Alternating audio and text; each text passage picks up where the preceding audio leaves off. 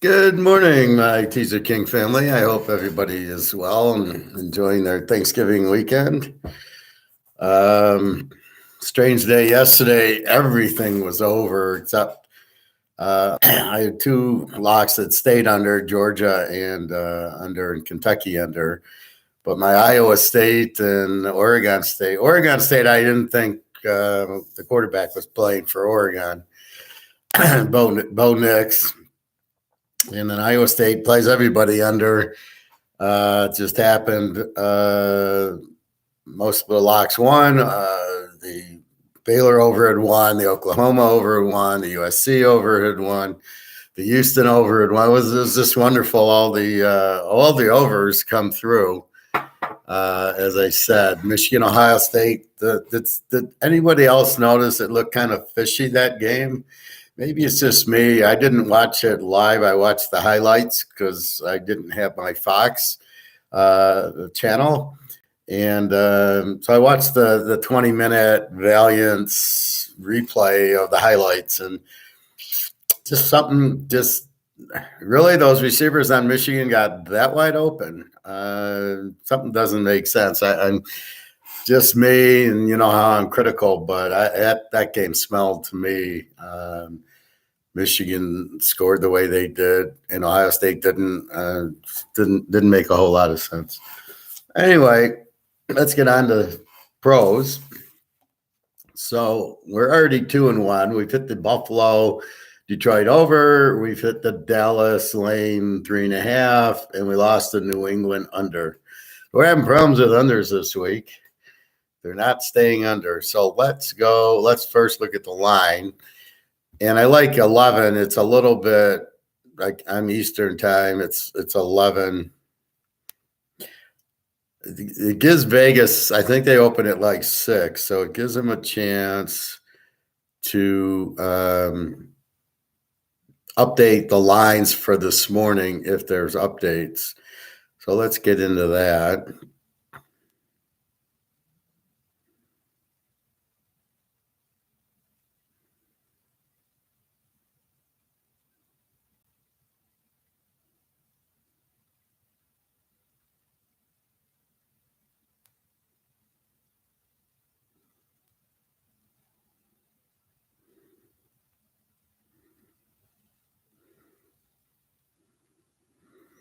All right, let me.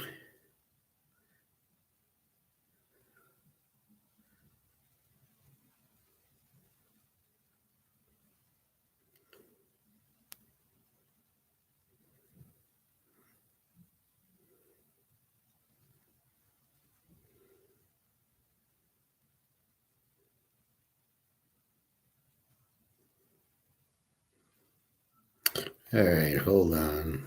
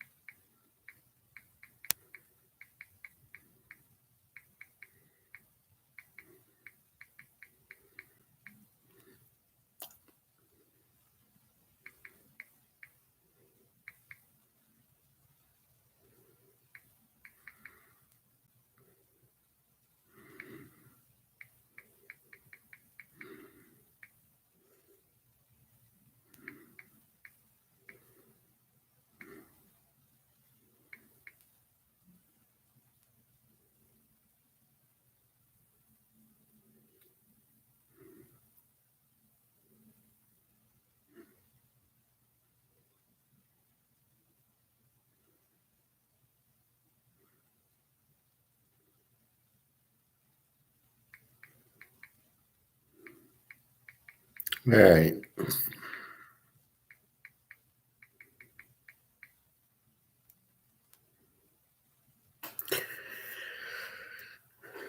Excuse me for that. All right, so let's get to the line. And the line will tell us injuries. My apologies. So, in the pros. Now, I already looked at this earlier, but we'll look again. All right, we got Baltimore 3.5, 43.5. That has not moved. Denver, 1.5, 36.5. Hasn't moved. Washington, 3.5, 40.5.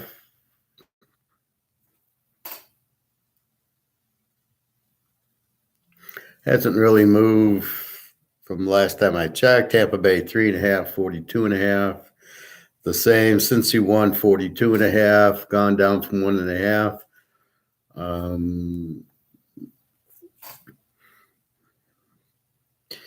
Miami 14, 46.5.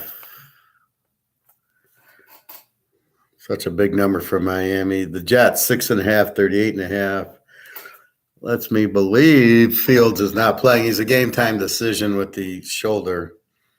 Seattle 4, 47.5 over Oakland. That's up from 3.5 and 47.5. San Diego 3, 48.5. That hasn't moved. KC 15.5, 42.5. Hasn't moved. Stafford's out, as far as I know. San Francisco 8.5, 43. That hasn't moved. Philly 6.5, 46.5. Hasn't moved. Indy 2.5, 39.5. Hasn't moved. All right. Let's quickly go into injuries. If we see any new injury.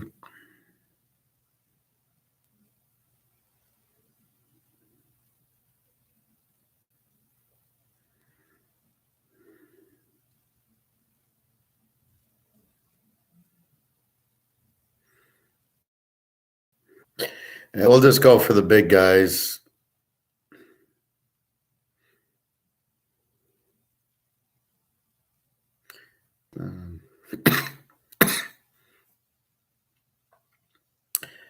I pick it.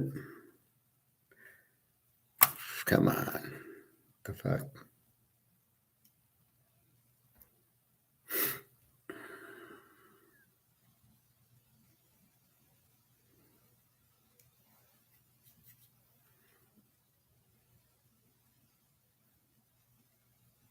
All right.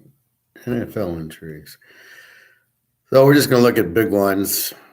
So we've got Arizona. Colt McCoy's probable. Mike Brown, a receiver, is probable.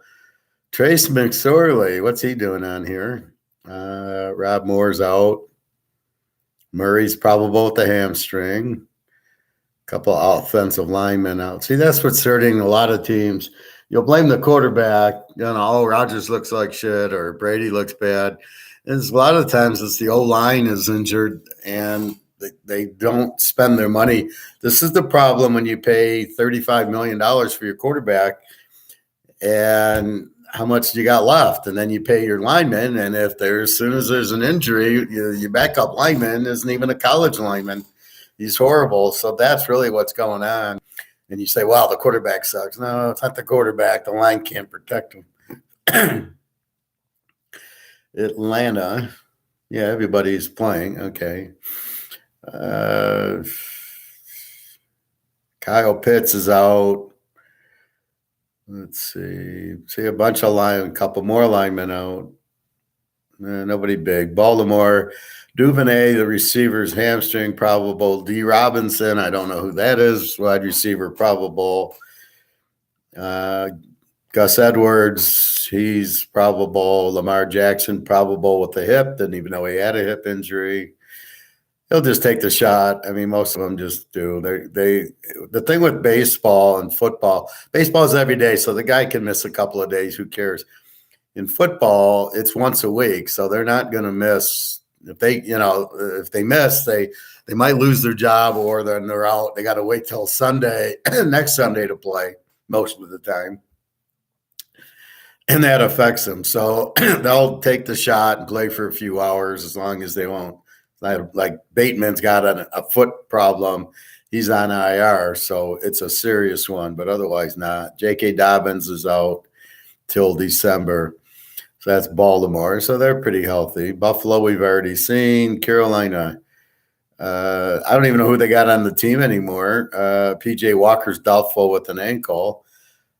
Steve Smith, I didn't know he was still in the league. Probable. He's wide receiver. Marshall, probable. So their wide receivers are going. That's about it. So I guess it's going to be Mayfield, and apparently Mayfield stinks now. I always thought he was okay.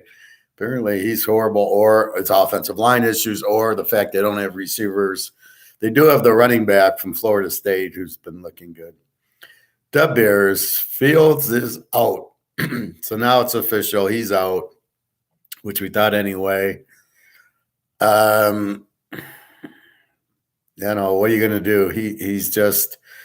He's a one-man team. Without him, the quarterback's Trevor Siemian from Northwestern, who, this is the best you could find in college is Trevor Siemian, right? This is the guy.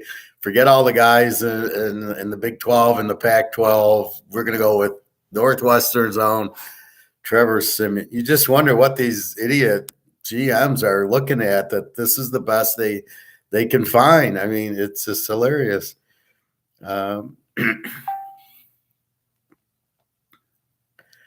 Let's see. I mean, they really don't. Montgomery, I don't see on the list. So he's the only other Bear that I know, and they got rid of their best linebacker.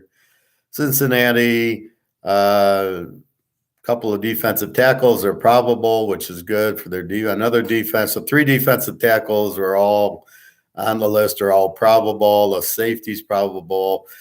Defensive end's probable. A HB, what the hell is an HB? It's not a halfback. C. Evans, I don't know what that is. Bocce's still questionable. He's really good. When he was at Michigan State, Chase we know's out, and that's it. So with all these probable, Cincinnati's come to play. They're playing Tennessee. Should be a good game. We'll get to that in a minute when we break the games down. Cleveland. I can't name a guy that would make any sense to anybody on this list. Jesus Christ. No wonder Cleveland sucks. See, the way to be good is to have stars, right? If you have stars, you're a good team. Tom Brady wins Super Bowls. Joe Brady, nobody's ever heard of. That's the difference. So Dallas, they already played. Denver, what a weak team. A lot of probables. So safety, a DL, a defensive tackle, a linebacker, another safety. So I'm trying to figure out what this LS is. Left side safety. I mean, I've never heard that one before. Latavius Murray's playing. Judy is out, and Hamler is out. So their starting receivers are out. That's why Russell Wilson looks like shit. So Denver's Denver, another under. Detroit's already played. Green Bay. Aaron Rodgers with the thumb. So is he going to be probable with the thumb the rest of the year? I mean, obviously, even if it is bothering him, he was good enough to beat Dallas. And then who knows what happened last week. They're at Philly. So we will see. Cobb, probable. Lazard, probable. Aaron Jones, probable. Tunyon, the tight end, probable. So he's getting all his receivers, not all of them, but he's got Cobb, Lazard, and Jones playing. And that's huge for Rodgers because now he has timing with his wide receivers. So that's a big deal when the quarterback doesn't have his receivers because the backups simply don't have the timing. Houston, don't know. Never heard of these guys. Indy, really, I'm just going to look for Taylor.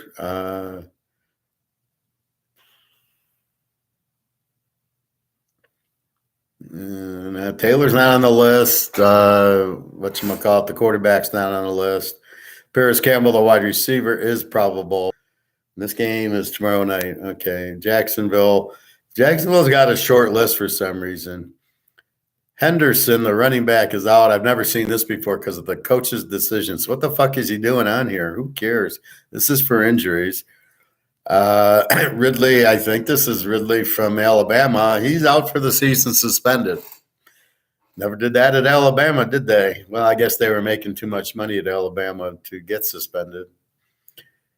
KC. See, Alabama can hold it. If you do that, we won't play you. You won't make the pros. Once they're in the pros, they don't give a shit because they're getting paid. That's the difference. Kansas City, they play. Oh yeah, they're a 100-point favorite over the Rams. Burton Lampins, Kadarius Toney's out with the hamstring from the Giants. He was always out with the hamstring. A couple corners are probable. O-lineman probable. Running back, linebacker probable. So they're going. Smith-Schuster probable.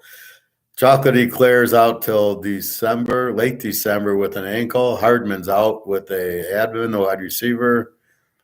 And Jones, the guy they picked up from Tampa Bay, the running back's out with an illness. What kind of illness you can't play football with? That's crazy.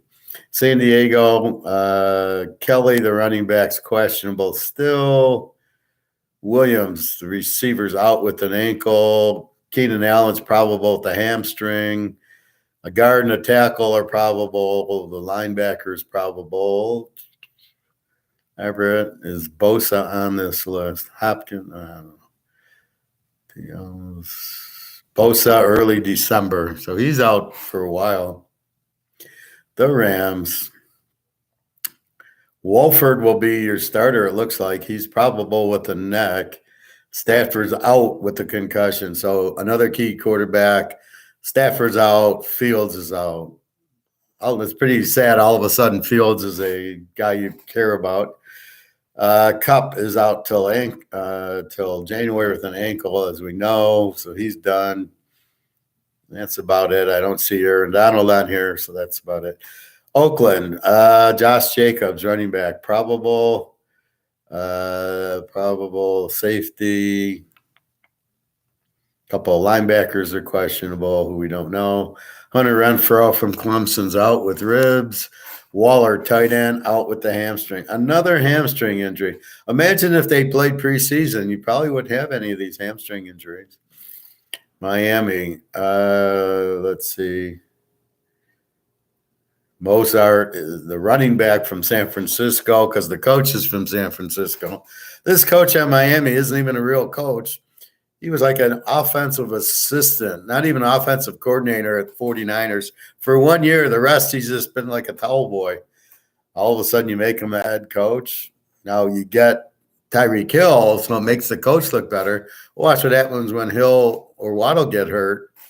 And you're back with Tagovailoa, who sucks, and then, where's the coach? He's not there. The coaches they hire are just ridiculous. Waddle, probable with a shoulder. How long does he play?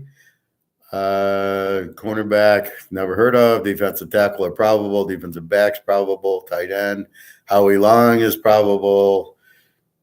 Bridgewater, don't care. I don't know, a bunch of nobodies. Okay. Minnesota, they've already played.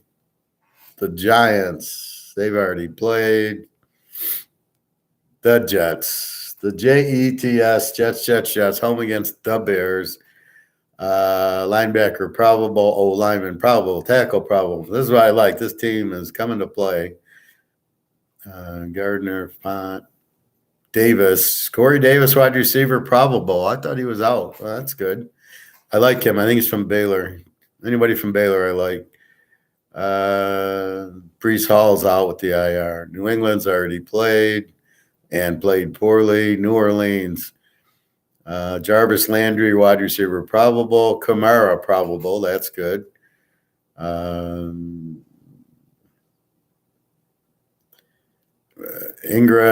Ingram, running back, is early December, so he's out for a while. Thomas, the receiver with the toes, always out. Philadelphia, they host Green Bay, big game. They need it. A. Brown, wide receiver, probable. D. Smith, wide receiver, probable. That's about it. The Steelers, Joe Green's out. Mike Mike Wagner's out. Lynn Swan's out. It sucks when they're out. Cornerback out. Warren, I never heard of, out with a hamstring. It's amazing these guys are getting the hamstring and they actually can't play. You think they'd shoot up for it. Haywood, tight end, questionable. Boykin, wide receiver, questionable with an oblique. And that's so it looks like TJ Watt's fine. And it looks like their running back's fine. And that's all you care about. Pickett, who cares if he plays? 49ers, DB Samuel, probable. That's good.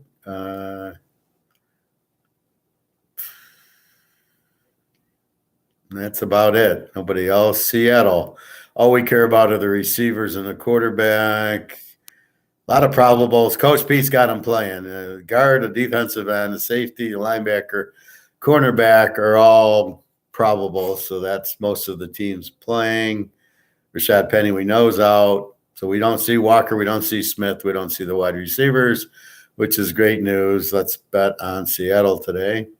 Tampa Bay, Gianni Bernard's questionable with an ankle. Fournette is out with a hit. Now, that's a big loss. That takes balance. Cage, the wide receivers out. But what we don't see is Julio Jones and Evans are both not on here. I have never seen Julio Jones not on the injured list at all in 5 years. Shaq Barrett, their linebacker, is out with an Achilles. Britt, the linebacker, is out. That's what's hurting them. That's what's hurting Tampa. So it's going to be hard without Fournette, but Brady will just throw more. He'll throw those short little passes. Tennessee, big game with Cincy, home dog. Tannehill, probable. Haskins, running back, questionable. Dupree, probable. The linebacker. And I don't see Henry on here.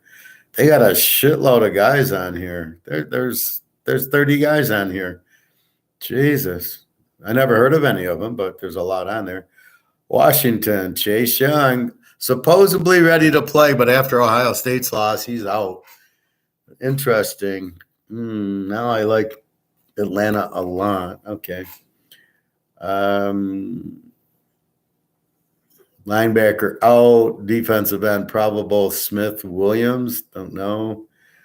Never heard of him. Never heard of.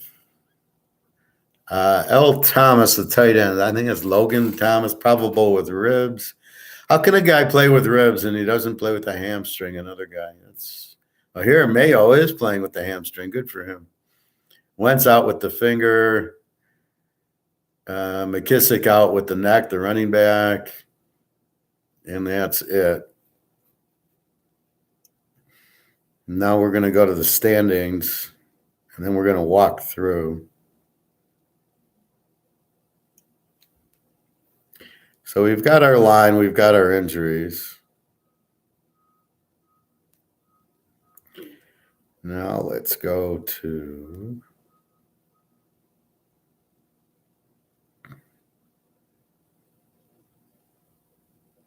I'm going to go to my other site.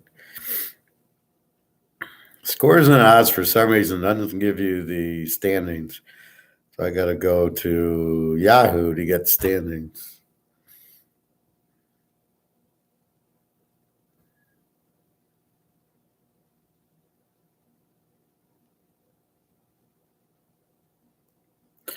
So what do we have standings for? We got to see who needs it. Buffalo, with their win, makes Miami a must-win. I'm going to write that in green. Who must win the game?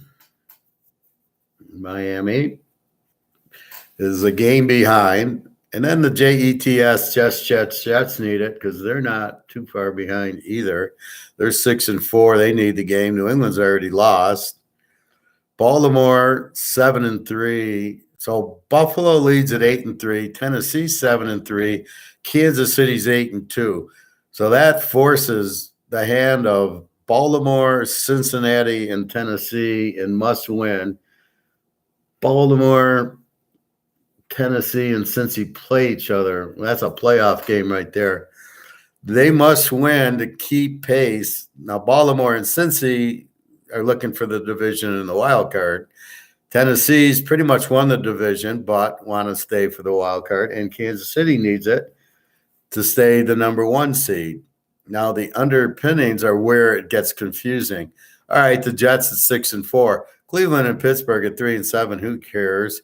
Jacksonville at 3-7, and Houston with 1-8.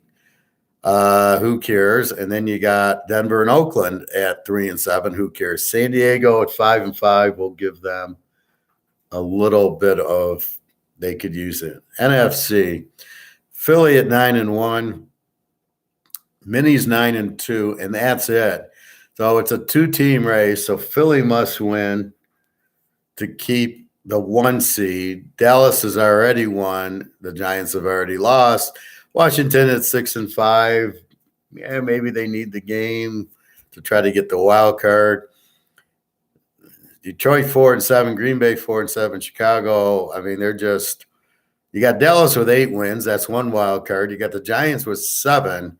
Makes it really hard, Yeah, Green Bay can go 9-7, but really, and even Washington's got a 2-game lead on them. So there's 3 wild card teams that are ahead of them: Dallas, the Giants, and Washington. Not good, although the Green Bay did beat Dallas, amazingly enough. Tampa 5-5, Atlanta 5-6, New Orleans 4-7. Even Carolina at 3-8. It's such a weak division. So Tampa must win. Atlanta must win again to win the division, and then New Orleans at 4-7 have to win to get it. And then we got Frisco and Seattle at 6-4.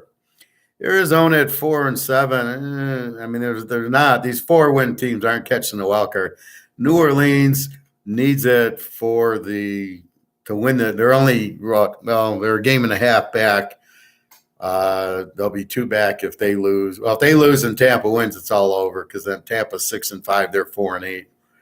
That's a lot to recover. So Frisco and Seattle, will put Frisco, Seattle, as they're playing for first place. They're really out of the 9-1. Philly basically has that. So that is the teams who need the game.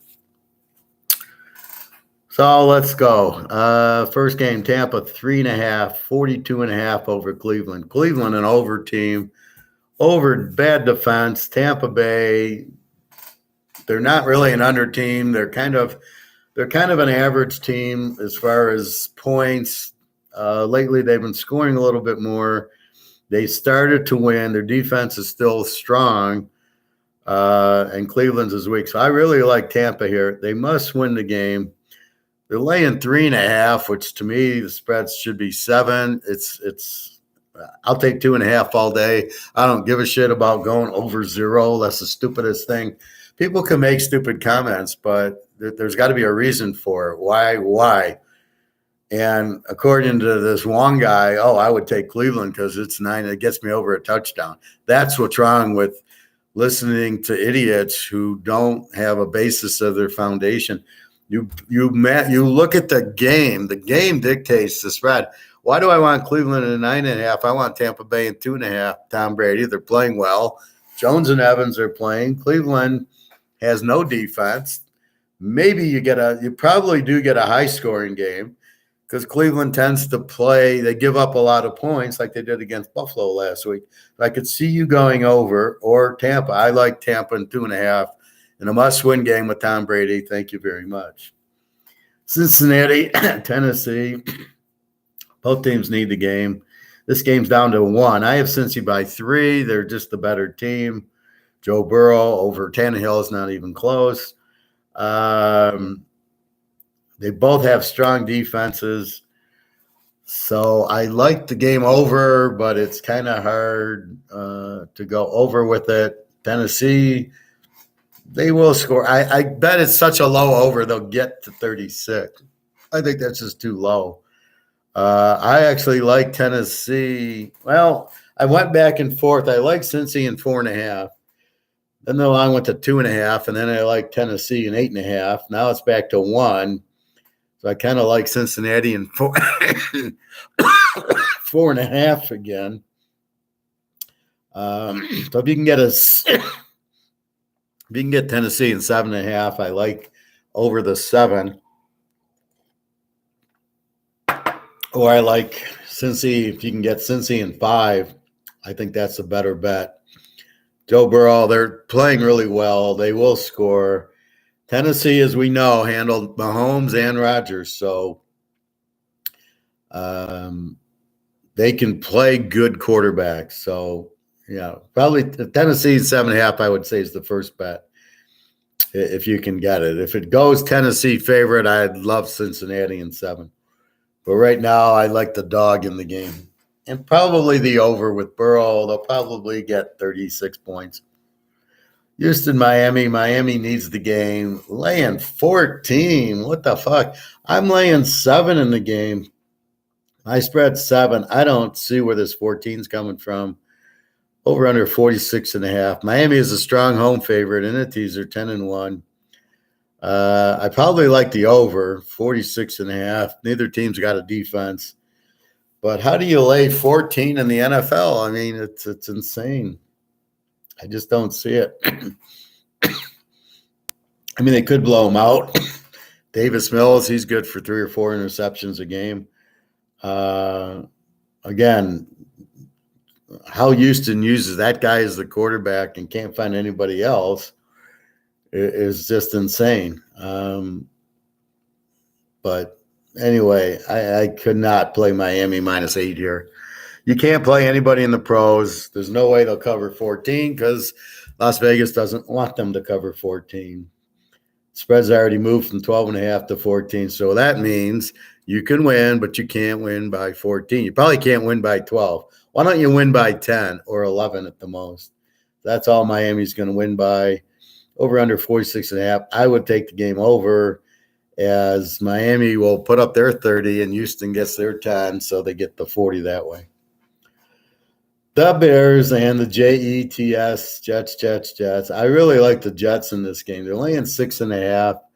Without Fields, what does Chicago do? I mean, he runs sweeps. He can throw.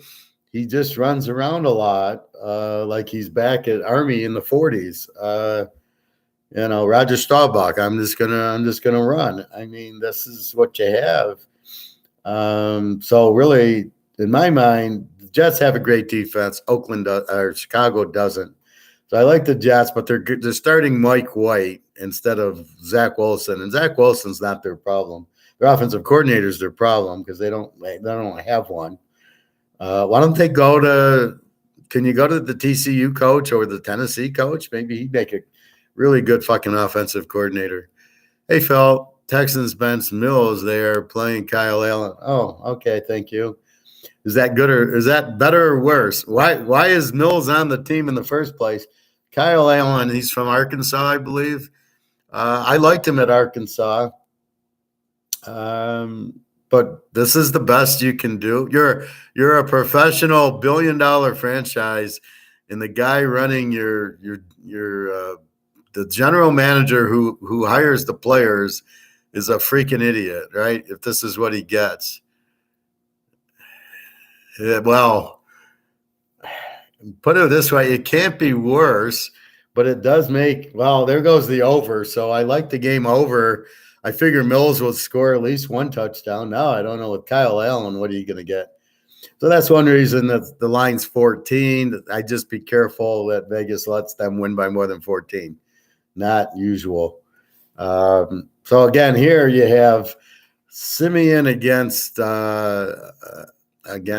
Mike White, who I think's from Illinois. I really like the game under. You can see the under one from 41, 38.5. Just go under 44.5. They won't get close. The Jets have a very good defense. Cleveland doesn't, but the Jets won't be able to take advantage of Chicago's weak defense. Chicago, with Simeon, isn't going to do anything against this defense, though. I think the Jets will shut them out. I look for 20-0. I mean, the Jets will score a little. They'll probably get a pick six or some defensive score.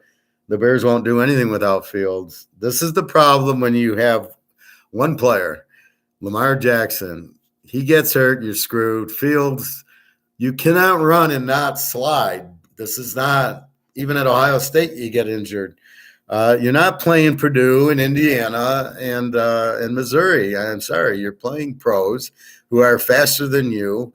You're going to get hurt if you keep taking them on. Josh Allen has a hurt elbow. I'm surprised they didn't take his knees out yet. I'm sure that's coming. That's what I would do if I was on the other. I'd get my Jack Tatum out and I'd say, go, sick him.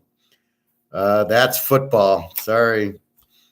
So I like the game under, and I think the Jets win just because of their defense is so much better. But of the two, I like the under. Atlanta, Washington. Now, Washington does not have Chase Young from Ohio State, so the spread's 3.5, 40.5. I like Atlanta 9.5. They're very strong in a teaser this year, and I like the over of 40.5. This is basically a playoff game. Both teams need the game, even though both teams aren't very good. Atlanta's just they're right up there with Tampa, and Washington needs it to stay pace with Dallas and the Giants. So this is kind of do or die. They've been playing better with Heineke, but who'd they beat? Houston, and they did beat Philly. We'll give them credit for that, and they beat Houston. I think this is an excellent over game because Atlanta scores. Atlanta knows how to score. I don't know how with Mariota they are scoring like they are, but they have a very strong offense. They have a weak defense. They're the perfect over team. With Heineken, Washington is not the same weak offense. They've been putting points up. Their defense is okay, but again, this is an easy over here, 34.5. That's all day. Denver, Carolina. Denver 1.5, 36.5. So let's give the free play here. The Atlanta over with the Bears under. Let's make that the free teaser of the day. The USC over one. Too bad Ohio State failed to show up in the fourth quarter. I still can't figure that one out. But I love the USC Notre Dame. That's the professor at his best, figuring out that game to be an over, and it was beautiful. Denver 1.5, 36.5 against Carolina. Denver without their receivers. Russell Wilson's really frustrated. They've good defense. Carolina just sucks. I assume I don't even know if Mayfield. I heard the other guy, the guy from USC's the starter. What the fuck's his name? So this is definitely an under. 36.5. Sam Darnold, that's your starter. He sucks. Denver with no reason. This game won't hit 20 points. I mean, this is absolutely an under game.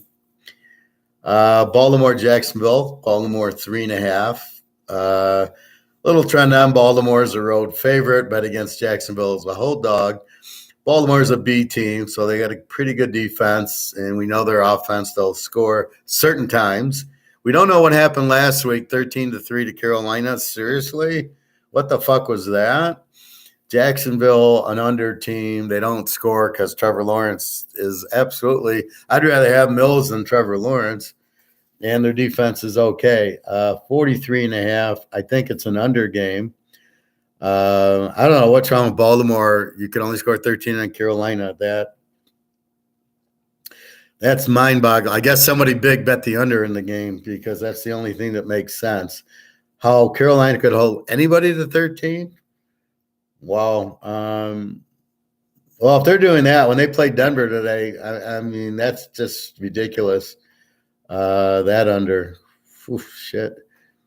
I might have to throw a pick in. Hold on. Wow. Are you kidding me?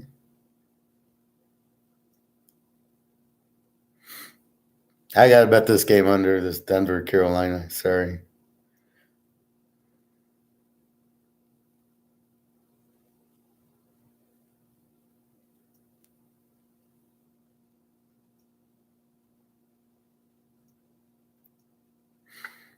I got to do it now while I have people get enough time.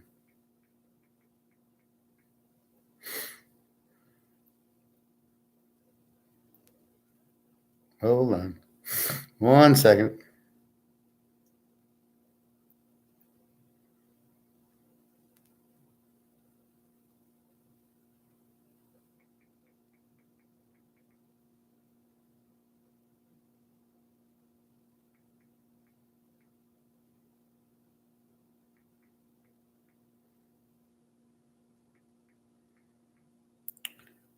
So I'm thinking Carolina under with the Bears under.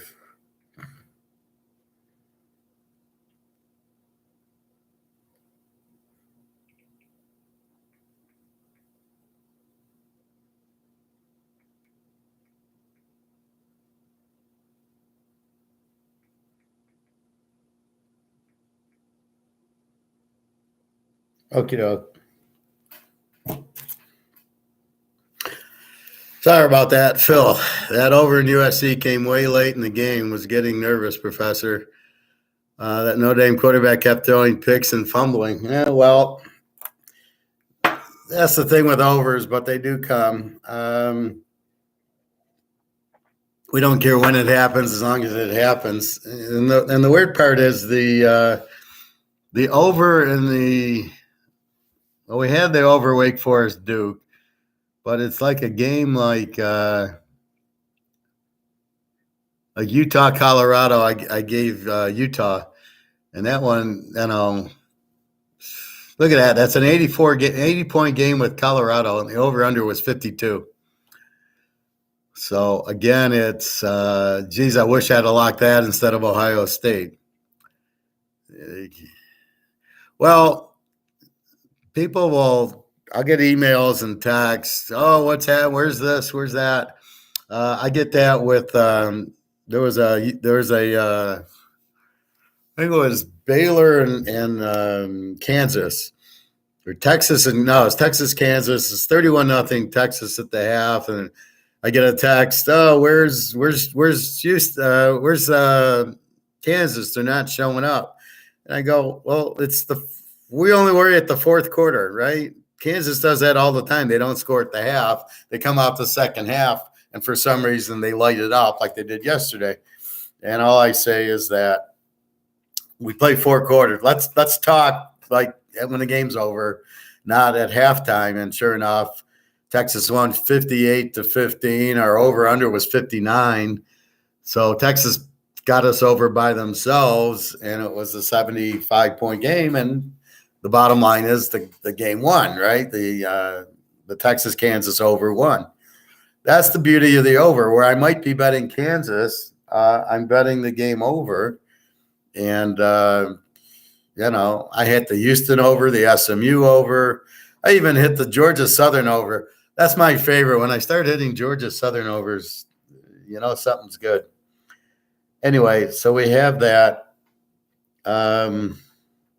So Denver unders clearly the play. Carolina's holding Baltimore to see. Here's how I inadvertently stumbled on this Denver-Carolina over. Baltimore got 13 points on them. This means Carolina must have a good defense, apparently. Better than we think. Denver, we know, has it. So now I'm twisted where, wait a minute, if Baltimore can't score in Carolina and Tampa couldn't score in Carolina, Denver's not going to score. Hence, go under in the Denver-Carolina game. Just shot right in because I started looking at it from the third dimension. So that's an underplay. Baltimore, back to Baltimore now, 3.5. They still won by 10, even though they sucked. Jacksonville's just horrible. Decent defense. They'll have trouble with Lamar, I guess. I don't know how anybody has trouble with Lamar now. We've already seen Lamar enough, but the spread's too low. I got Baltimore -7. That's where it should be. 3.5. I don't see any major injuries to Baltimore. They've shined some new receivers. Lamar's got the hip, but it doesn't matter, and he'll play. And Jacksonville's terrible. They'll run Etnine. That's all they got. Lawrence is just horrible, and their defense is okay. So I like Baltimore in 2.5. Don't love it, but I like Baltimore in 2.5, and I like the under 49.5. I think it'll be an under game. San Diego, Arizona. San Diego lane 3, over under 48.5. Kyler Murray is playing. Love the game over. San Diego scores a lot. Bosa's out. Arizona with Murray back. Don't get caught into a trap. Arizona sucks at home. They are not a good home team. They're a good road dog, not a good home dog. San Diego, as we know, it's like just bet against them every week and you win. So if you want to play the game, I guess you play Arizona in 9, but it's a double trend. Arizona, weak home dog. San Diego, weak bet against. So you really don't have you bet against both teams. But the over-under at 48, you get 42 in a San Diego-Arizona game. That should be no problem. Oakland, Seattle. Seattle, I got -7 is -4. I don't know why. Receivers are playing, running backs playing, quarterbacks playing, and Coach Pete against Oakland, who's could be the worst team in the league. I got them as an over. They are scoring. Their defense sucks. Seattle is an over also with those receivers and Geno Smith. I'm shocked he looks this good. Give it to Coach Pete. He gets rid of Russell Wilson, gets all these draft picks, a.k.a. Herschel Walker deal, Dallas and Minnesota.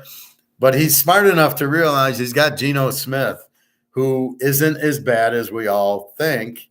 He sucked in college, so he's one of the few exceptions that not good in college, better as a pro, or at least fits in with the Coach Pete style.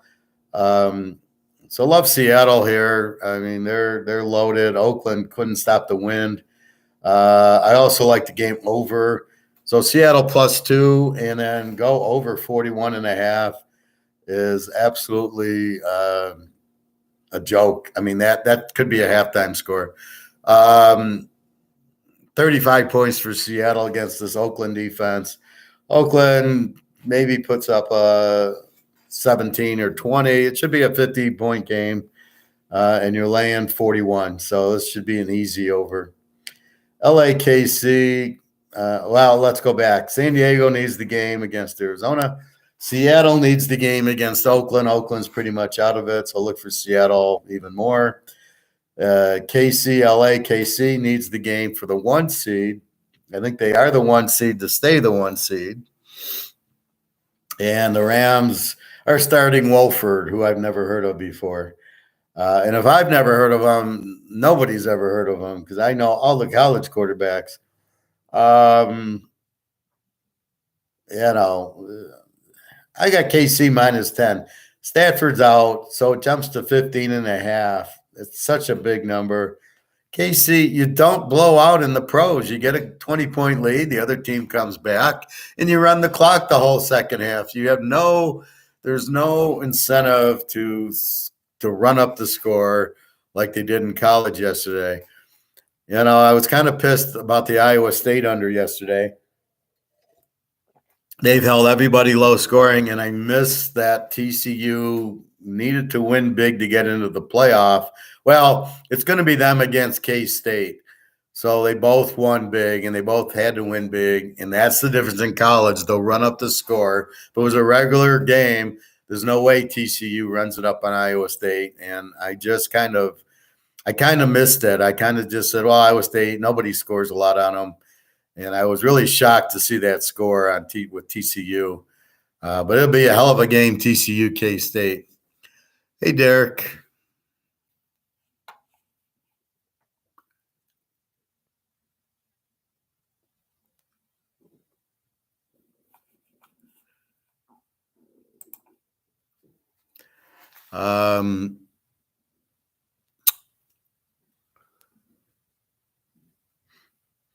So where was I? So Casey, you don't run it up like in college. So you run it up in college to impress to get into the stupid 14 playoff, which makes no sense. So I just don't see, how bad's Wolford? He's still a pro quarterback. I don't know. I just I mean, it's a hard call. What KC will do? Maybe so. Basically, you're betting them to win by 20 because if you're up 14, they're just going to start running the ball and just eating the clock. They're not going to try to score anymore, is the problem in the pros. They just want to win the game. And they don't care if they win the game by 7. They don't care that the line's 15. So it's a tough call. You still got Aaron Donald playing and Ramsey, and you just I don't know. Cup's out. Maybe LA runs the ball a lot. I don't know. It's a very tough. I wouldn't lay 9.5 in a teaser with Kansas City against anybody. In LA, they got players. They're not good this year. They won their Super Bowl, so they're not focused. But it's a hard one to lay 9.5 because Aaron Donald's still on the team. They're not that bad to just. It's not like UMass, Army UMass, where Army beats them by 40. It's just not the same. So I would just watch that game. I mean, play a little on Kansas City. But I just KC went. I don't know. 34-0. It just doesn't. You don't see that in the pros very often. New Orleans, Frisco. Both teams need it. Frisco laying from 9.5 down to 8.5. As far as I know, Kamara is playing, which is the key. Dalton, the Niners, they bring the defense. Deebo Samuels. The Niners at home doesn't really matter. New Orleans, you don't know what team's going to show up. The one that shut out Oakland or the one that got beat by Pittsburgh. So the one thing is you do have 14.5 with New Orleans in a must-win game for them.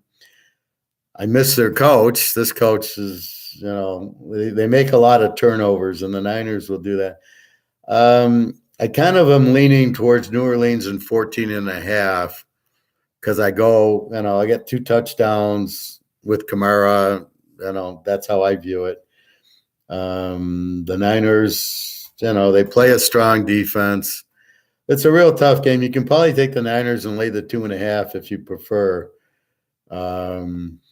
Over under 43. I kind of have under because the Niners defense, so under 49 maybe. But I don't really love anything about this game. There's too much. I'm not sure about New Orleans. Philly 6.5, 46.5 over Green Bay. Philly needs the game to stay number 1. Green Bay is basically out of it at 4 wins and many won. They're not going to catch Minnesota, which means wild card.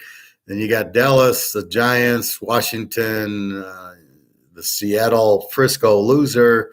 So you got 4, forget Washington. You got Dallas, the Seattle, Frisco loser, and the Giants all with like a 3-game lead over them.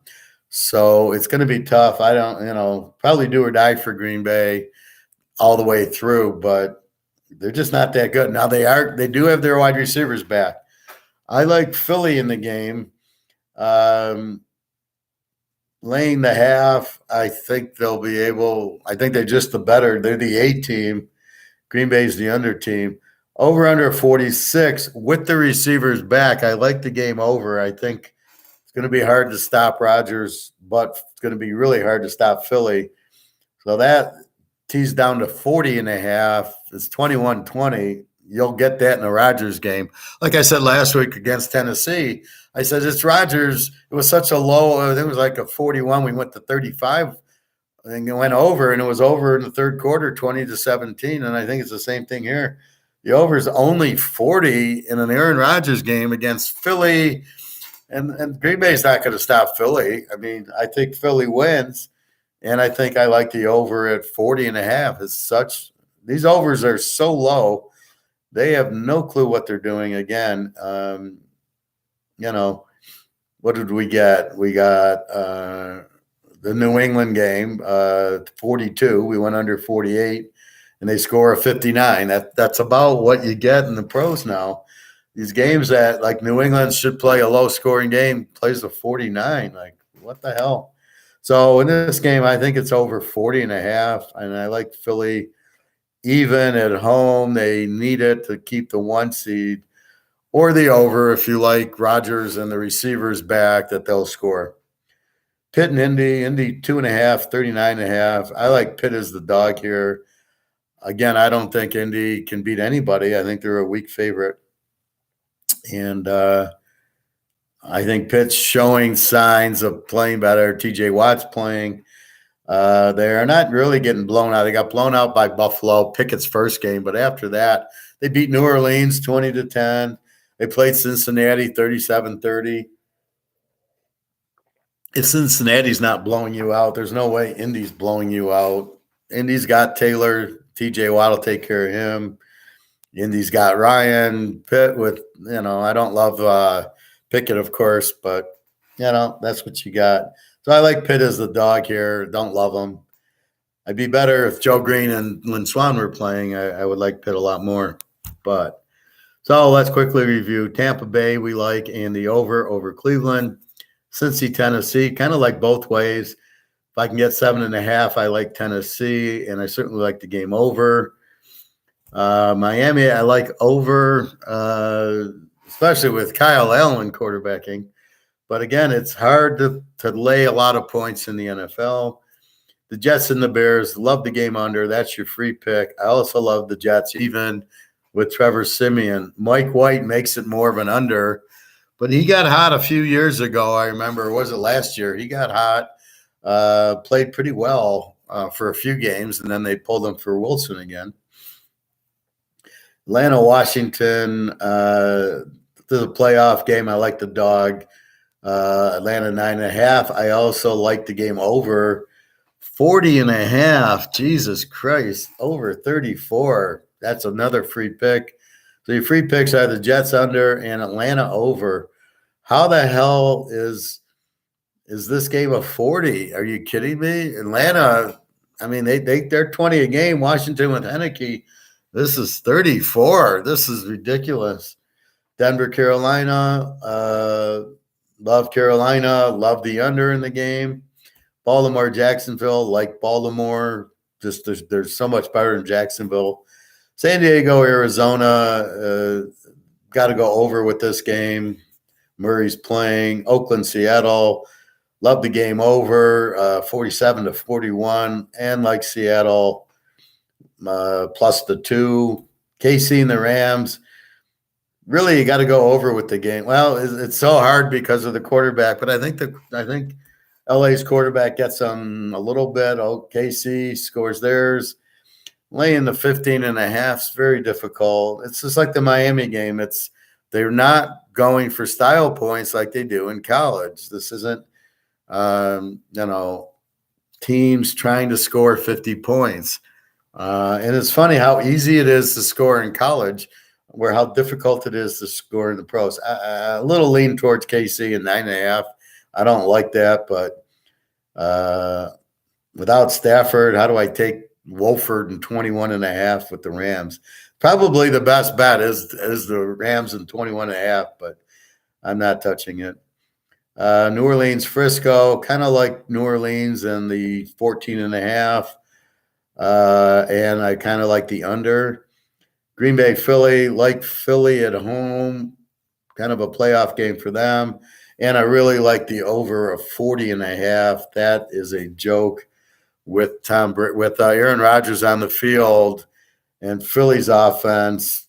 I just can't see it. And then Pitt, Indy, I like Pitt as the dog.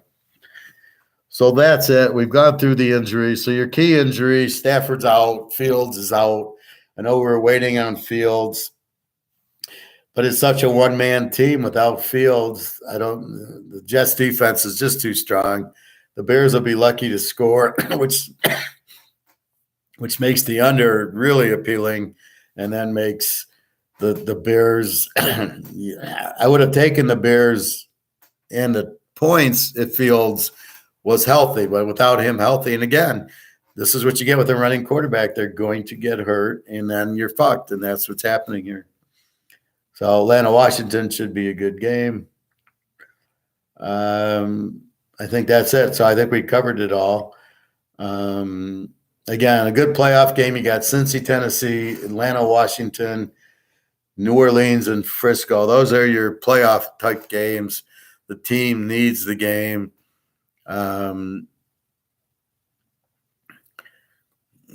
They need the game, and that's what you have. But you got a shitty league. It's funny, you're watching college, and every game's 80, 90 points, no problem.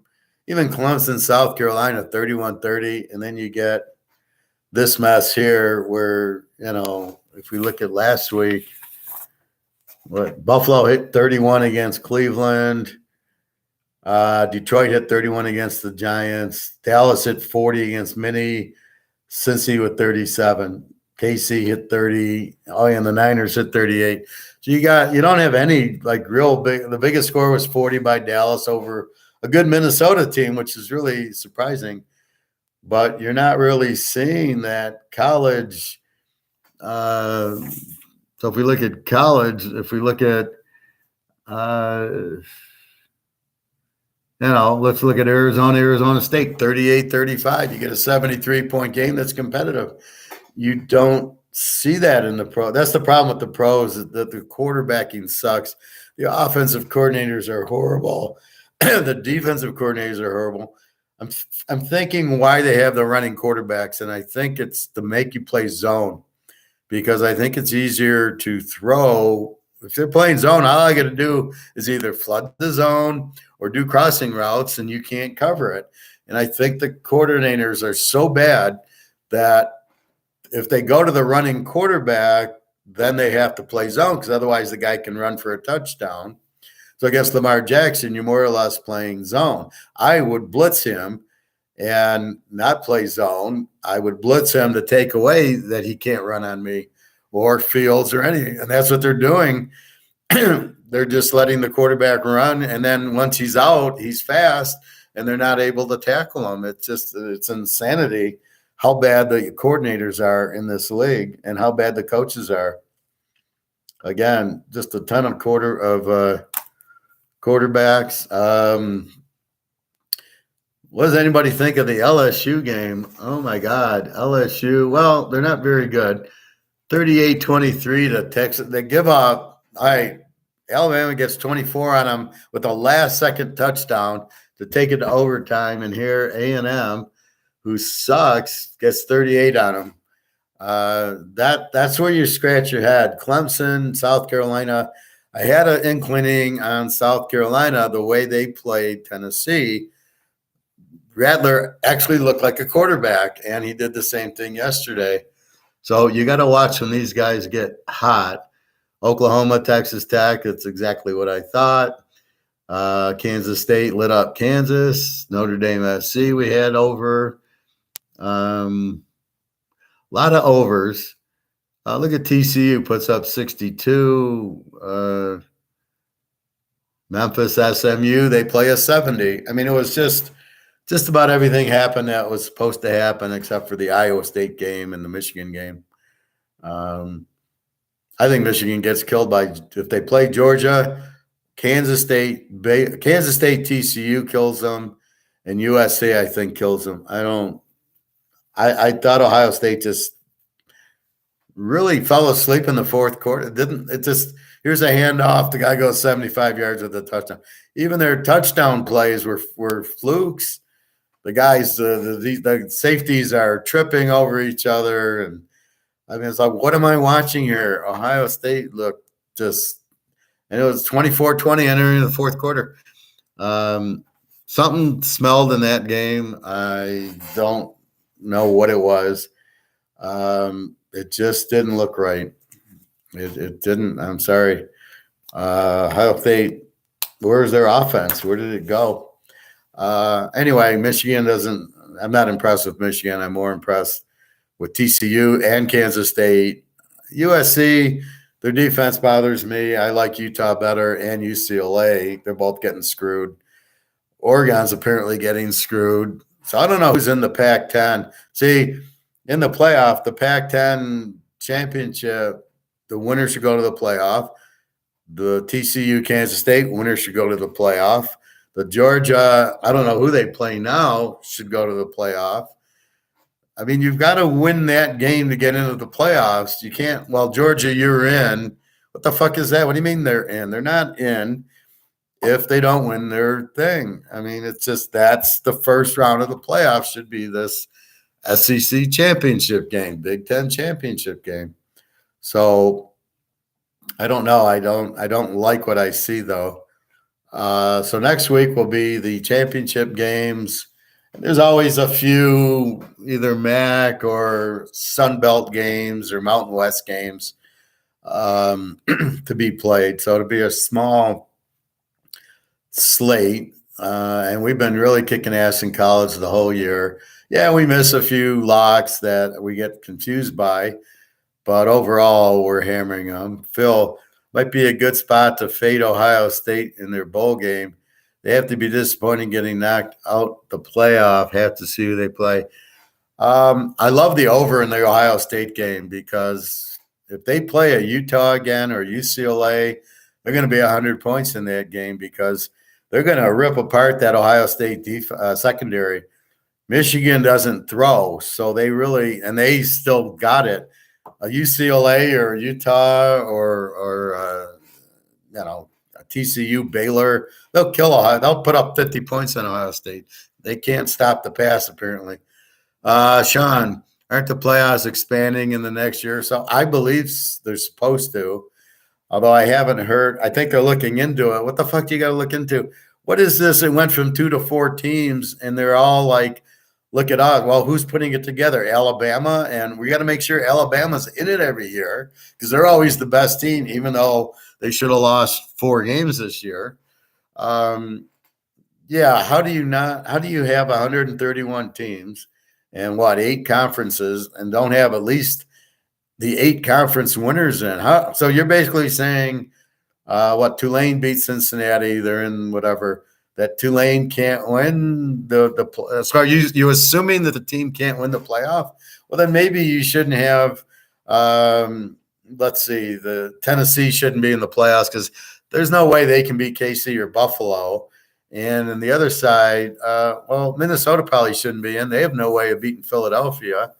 And, the Giants, they shouldn't be in the playoff. They have no way of beating Philadelphia.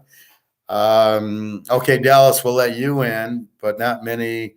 And then, Seattle, Frisco, you might be able to beat Philly. I mean, that's what they're saying. That's how stupid it is. Tulane, you have no way of beating Alabama, so therefore you're not in. What the hell is that? How do you know?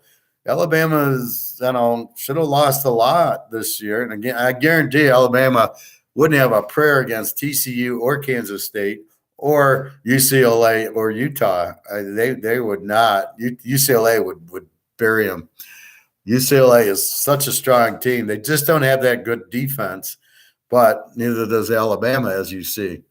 So it's a bunch of bullshit to predict what happens. And then teams get screwed when they're in what's happening in the Pac-10 and the Big 12 this year, where these teams are they're 6 teams deep. So, of course, they're going to lose. I mean, look at the Big 12. Baylor, TCU, Texas, Kansas State. You got a few other. Oklahoma's not there this year. Texas Tech's not, and West Virginia's not. So you got those 4 strong teams. Oak State, when they were playing well, they've fallen off. They got so many guys injured. And then in the Pac-10 with UCLA, USC, Utah, Oregon, and Washington, I mean, 4 of those teams are getting fucked because all 5 of them would do damage in the playoff. They are extremely strong teams, and they're just getting screwed. You're telling me they can't beat anybody? Are you insane? You watching these games? Look at Oregon State beats Oregon yesterday. I didn't even know Bo Nix was playing. I thought, how can he play? He couldn't even walk the week before. All of a sudden, he's out there playing. But I was glad Oregon State beat him. I had the game under, and I lost with it because I didn't think Bo Nix was playing, but that's okay.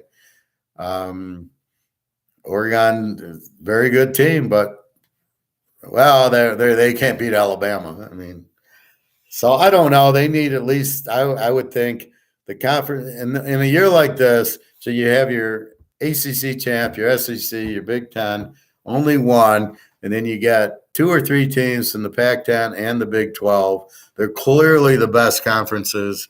The SEC has the only good team is Georgia. That's it. Tennessee, Alabama, no. LSU was never that good. You can't say A&M. You can't say Arkansas. They're good teams, but not like that. Phil, that Oregon State running back Martinez is great. Well, I liked Fenwick was who I liked, but I didn't see Martinez. I'll have to watch him. But Oregon State, these teams that are balanced give you fits because how do you defense them? But yeah, Oregon State, and I'm not surprised they beat Oregon. The line actually moved to Oregon State favored by 1.5, and I thought Bo Nix was out. So I think I put another under in on Oregon State, figuring they're not going to score.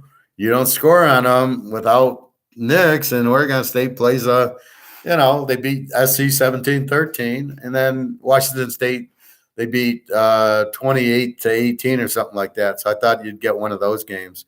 But everything was running wild yesterday. Every game, TCU goes and lights it up. K-State lights it up. Utah lights it up. UCLA had lit it up. Arizona State lit it up.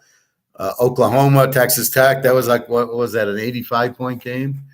I don't have the final here, but I was over 57. That was my strong lock, was Oklahoma. Not a problem. I mean, and I knew that wouldn't be a problem. I didn't see the USC Notre Dame. I was kind of watching a little, and then I went to the highlights of the other games. So I'll watch the 20-minute highlights of all the other games because I can't sit for 3.5 hours to watch these, these games. So many commercials. Oh, it's an injury. We'll see you in 10 minutes. Oh, it's did he make, was he inbounds or out of bounds? Why do you have the referees there? I'm sorry. You got a referee 3 feet away. He calls the guy inbounds. Why are we going to instant replay? Why are we going to review? The guy's right there. It's clear. And then every touchdown, even if it's a touchdown, they call it down at the 1 to make drama. So you watch the goal line play on purpose. So you watch it. None of them they're all touchdowns. It's a joke. If the ref calls it a touchdown and he's close, it's a touchdown. There was one game. What was it? I was watching a game, I think Friday night. Maybe Saturday. No, it was the Florida State game. And the Florida State quarterback does some moves that was incredible. And he lunges into the end zone. It's an obvious touch. He lands 2 yards into the end zone. They call him down at the 1 because maybe his knee touched, but you can't even tell. That guy was great. Even that game, look at that game, 45-38 against Florida. I thought it would be high scoring. But, and then the guy's telling me how good Florida's quarterback is. Oh, Richardson should be a top 5 draft pick. Why? The guy's not, he sucks. I mean, I'd rather have the Florida State quarterback, but he's not a top 5 draft pick. Even Troy went over on their own. Troy, never scores. Troy's an under team. That's why I give them under a lot. Troy, I know G liked Troy too. Where was the Troy mess? Oh, we got time. Troy against Ark State. Now, Ark State's an over team, so their defense is soft, but Troy doesn't score a lot and has an under. So, you don't see that coming. Marshall did stay under 51. Illinois, I had Kentucky was a lock under 50, and they played a 39. That one was actually made sense. Illinois, I hit it. They win 41-3. Over under 44.5, 38.5, 44.5. So that was good. Minnesota, Wisconsin played an under 40. They score at 39. So most of the under. Georgia, that was another lock under. Play a 51, and the over under was 49. Rice, what are you betting Rice for, G?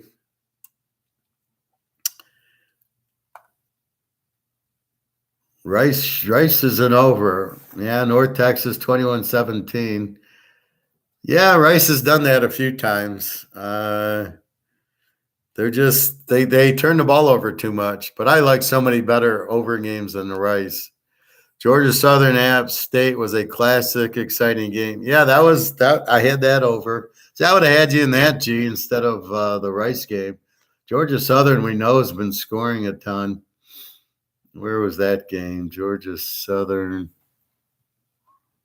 Yeah, yeah, they played a 99 over. See, and the over under is 62, and you're over at half probably. That's what you got to love about that. I thought you said Rice over. Well, I did say Rice over, but I go through every game. G, you can't. There's games that's why I lock games because I like them better. I liked the USC Notre Dame over a lot better than I liked the Rice. That was the free play. So, and yes, Rice is an over team, as was who did they play? North Texas is a high scoring. They're both high scoring teams, but it didn't get there. But that wasn't one of my top 30 plays. I also said Utah, and I also said Duke over, which was a lock, and Kentucky under, which was a lock. So I mean, there's strong plays in like today. I'm giving you the Jets under is a free play and Atlanta over is a free play. I give you Baltimore over Jacksonville, but I don't. That's not one of my top plays, Baltimore over Jacksonville, but I give it to you. That's why when you buy, you get my picks so you can see what I'm doing. But I'm going through every game, giving you the thought of what should happen in the games. But some of them I don't like, New Orleans, Frisco, I don't know. But I like the Philly, Green Bay. I like Philly in the game much stronger than I like New Orleans. So, yes, but you've got to get the stronger ones than that. But I'm going to give you an opinion. I gave you an opinion on BYU Stanford, but I didn't play it. I don't even know what the score was. It was a late game. But, Oklahoma, Texas Tech was a lock over, and it went over. So those are much better overs. That whole Big 12, Pac-10, those are your over teams. And then the Georgia Southern we talk about. But I thought it would be an over game, and it was one of the few that didn't get over. But that's why I tend to lock the Oklahomas and the Baylors. Like the Baylor, what was it? Friday, Baylor, Texas was the first lock over. If I'm going to lose, I'm losing with Baylor, Texas, or I'm losing with Oklahoma. Teams that have really good quarterbacks and explosive teams and not great defenses. And Rice, McMahon throws a lot of interceptions. I don't know what happened in the game. It's very unusual. Rice did this a few weeks ago where they were playing another over and they didn't get there. And then the next week they get to 60. So, yeah, but they're not consistent. 58.5. I circle them over, and I thought they'd be over. But, I thought Illinois Northwestern was an under. And that's what I said. I don't know if I bet it or not. Minnesota, Wisconsin, I said it was an under. I didn't play it, but that's what I thought, and it did stay under. They scored a 39. So I'm saying this is what I think is going to happen in the game. This is the way I would bet it. But I'm not betting. I can't bet 70 games. It's not going to happen. So I try to weed out and get down to a manageable 8 or 9 that I think are going to win, or maybe 10 or 12 if I just I like Notre Dame over. Well, I like this. I like Baylor over. And you just go, well, I got to play this, this, and this. But Rice, I got away with the Georgia Southern App State one. But you just got to be careful. And I'm pointing out these are high. North Texas is a high-scoring team, but Texas State's a low-scoring team. Let's see how Texas State did. Did they stay under? No, they went over. Lou Lafayette lit them up 41-13.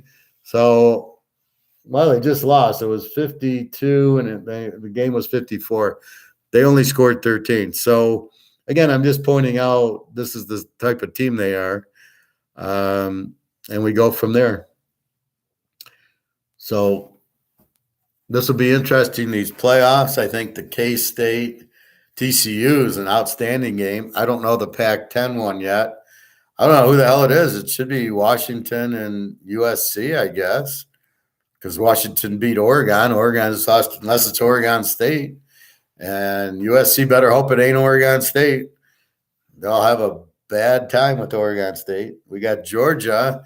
I don't know what are they playing, Alabama again, or is Alabama out? Because now LSU has 2 losses. But I don't know if they were in conference.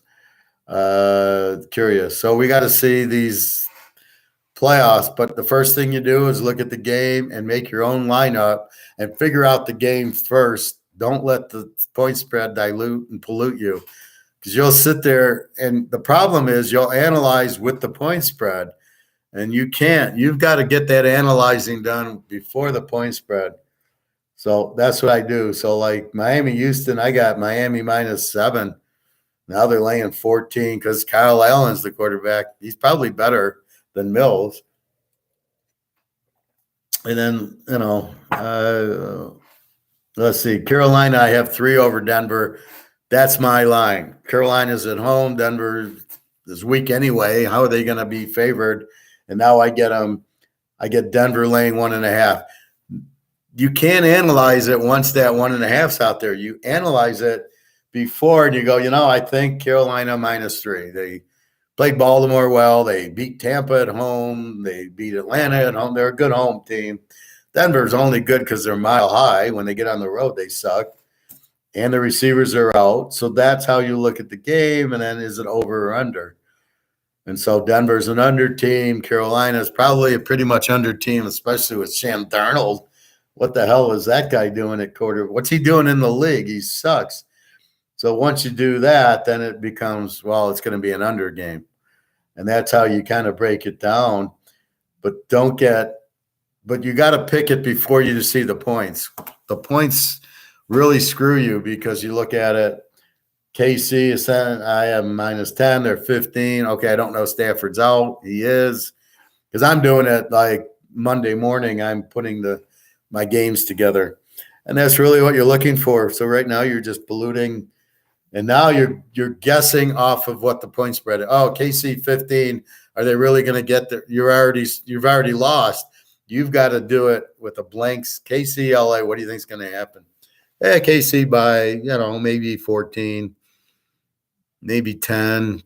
Do I see them winning by 30? No. The spread's 15.5. And that's where you go from. So that's what you do a lot of. That's the best way to figure it. But that's why you learn the teams. So college, we're all set. Pros, we're still struggling with, New Orleans, Frisco. Who's who? I have no idea. Because New Orleans 1 week looks good, next week looks bad. That's the coaching. Andy Dalton, I have no problem with, and Kamara, he's an all-pro. They should be winning 7-8 games. They shouldn't. You shut out Oakland, you shouldn't lose to Pitt 20-10. What is that? That's terrible coaching. And who did I see? I saw, I think Ohio State go for it on 4th down. There was one game, and as soon as they didn't get it, I go, game's over. And it was. And they're still with the 4th down crap. Although I saw less of it in the Ohio State-Michigan game, a lot of punts. But there was one, Ohio State had the ball at the Michigan 35, 4th and whatever. And I'm like, kick the field goal, keep the momentum. And they were up at the time, I think, and they didn't kick the field goal. And I said, that's it. They're done. You can't do that. You can't give up the momentum. And especially it's Michigan, Ohio State, you punt the ball deep. And it's ironic. What I liked about the game was Corum I didn't think he'd play much with the knee. He only had 2 carries. He didn't hurt me. Corum was out. So Michigan had a terrible quarterback, and really the running back didn't do much till the 4th quarter when he broke those long runs. He didn't do anything. Ohio State's defense just sucked. And I still don't like their J.J. Walker quarterbacks. Just really, this guy's going to beat Georgia, TCU, USC? I don't think so. So it should be a good playoff, but you need more teams. You need at least 12. And I just love the people on the other side of the fence. Well, you can't find 12 good teams. I heard one guy say there was no good quarterbacks in college this year. There'll be nobody in the draft. That's a terrible thing. And I'm like, are you kidding me? Do you watch college? Have you ever heard of Rising at Utah? Or you watching UCLA? You're watching Baylor and Oak State and TC? Are you watching these games or what? I know it's obscure, but how the hell did New Mexico State beat down Liberty with Liberty at home? What happened to Liberty? They were good at one time.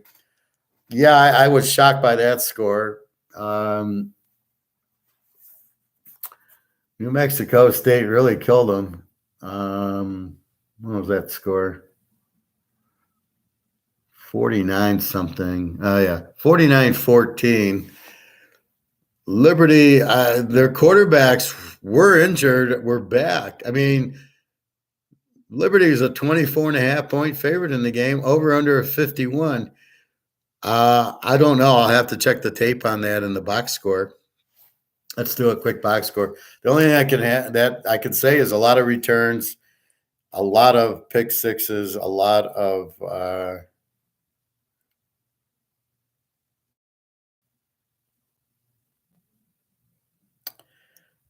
usually when you get 49 points in game, especially with Oklahoma, they're doing it, or Oregon or UCLA, they're doing it. In this type of game, this has got to be turnovers, right? So New Mexico State.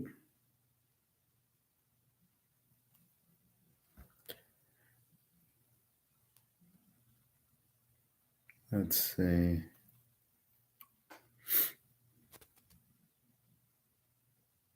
Say West Virginia beats Oak State 24-19.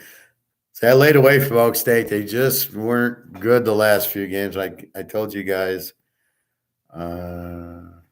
Army, I was really happy for Army, 44-7 over the Z team. See, Army's they're gonna kill them. So let's see. Let's look at this summary. So if I go down to the box score, so when I'm in the box score, first thing I'm looking at is the quarterbacks, and I'm going, well, what the hell did they do? Pavia, 16-21 for New Mexico State, 3 touchdowns. Liberty used 3 quarterbacks, so this is their problem. I wonder if they're running quarterbacks or passing. They only threw 1 interception, and they only threw 1 touchdown. New Mexico State, they have a running quarterback, so maybe they switched. That's where they get their points. He rushed the ball 20 times for 125 yards and 3 touchdowns. His name's Pavia, Pavia. So they obviously switched to this dual threat running quarterback. Liberty obviously can't handle him, like the New England Patriots can't handle a running quarterback. And that's what happened. So if we Diego Pavia. All right, so throws a touchdown pass. Liberty ties it. Then he rushes for a 2-yard touchdown, Pavia, and then he passed for a touchdown. And then he passed for another 42-yard touchdown. And that second quarter is 28-7. And then he rushes for a 2-yard. And then somebody else got a 49-yard touchdown. And then Pavia gets another 3-yard touchdown. So let's go into the drives. So I go into drives here, and it breaks down what the drives are. See, there's drives. And it shows me what happened in the game. So punt, then a touchdown. Then Liberty misses a field goal. Then New Mexico State fumbles, and Liberty gets the touchdown. Then New Mexico State touchdown. Liberty throws an interception for a touchdown. Liberty fumbles. New Mexico State punts, another punt, then a touchdown. So we've had a Liberty fumble, a Liberty interception, and a Liberty missed a field goal. So there's 21 points right there. Then we get to the second half. Liberty, my favorite, turnover on downs. Let's see where this happened. 4th and 4 in New Mexico, 47. They're going for it. Okay. Then Liberty fumbles again after a 11-play, 63-yard drive. 1st and 10 at the New Mexico State 23. By then, it's all over. Then we got Liberty with another turnover on downs. So they had 1 turnover on downs, 2 turnover on downs, a fumble, an interception, and a missed field goal. So you wonder what happened. There you go. So it's like they had 6 turnovers, 2 turnover on downs, 2 fumbles and interceptions. That's 5 turnovers in the game. And they switched quarterbacks. Well, that when you lose to UConn right there tells you there's a problem. I was never on Liberty at all this year. I didn't like them last year. That's why I don't understand why Malik Willis was drafted. They sucked last year. Why would you draft their quarterback? It's like drafting their quarterback this year. They just, like you point out, you just lost to UConn, VTech, and New Mexico State. Why would I draft this quarterback? That's how I think. I don't want that quarterback because you can't beat New Mexico State and UConn. What are you going to do in the NFL? You're going to go beat Buffalo and Kansas City and Chicago? That's my point. But on the other hand, I like Bo Nix. He wins the games. I like Thompson Robinson. He wins the games. Rising, Van Dyke, Hartman, Duggan at TCU. The guy's a winner. Even I like Will Howard at Kansas State, Gabriel, Oklahoma, the Texas quarterback. These guys, they light it up and they win the games that they can win. And then Spencer Sanders at Oak State normally when he's healthy. So what do you mean there's no good quarterbacks? And why would you get a guy from Liberty when you can get these guys that I just named you 10 quarterbacks that I'd be, if I was a GM of the Lions, I would be going for Rising first, Thompson Robinson second, Duggan at TCU, and I would just go and say, run your offense, right? Duggan, give me your offense because you got a hell of an offense. Hooker with Tennessee, maybe if they run enough. That's about it. I mean, nothing in the Big Ten or the Mountain West. They suck at offense. Maybe Fresno State, Jake Hayner was looking good. Hartman. Those guys I would draft in a heartbeat, and I'd win. And that's why I bitched about Kellen Moore. He was great at Boise. He'd go and beat Virginia Tech when they were good, and he didn't. I think he beat Oklahoma in that playoff game, or no, that was before him. But they would win those games, and you're like, and that's my point. Well, Boise, you can't be in a playoff because you can never beat Alabama, and then they beat Oklahoma in that playoff game, and you're saying, yeah, they can.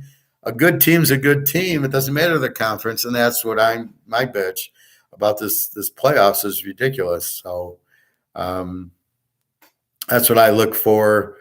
So we'll see what the playoffs are, and then I'll have a bowl thing like I did last year. So it's like probably $100. You get all the bowl games.